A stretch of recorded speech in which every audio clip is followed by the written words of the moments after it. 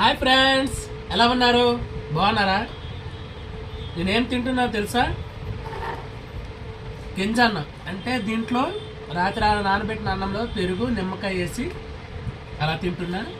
అలాగే మామిడికాయ ఊరుగనమాట ఇది. ఇదేంటంటే తెలుసా, తెలకపిండి వడియాలు అంటారండి.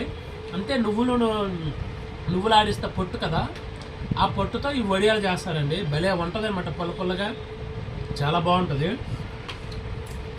తిని చూపిస్తాను చూడండి. మా సైడ్ అయితే ఇది తింటే చాలా బాగుంటుందండి,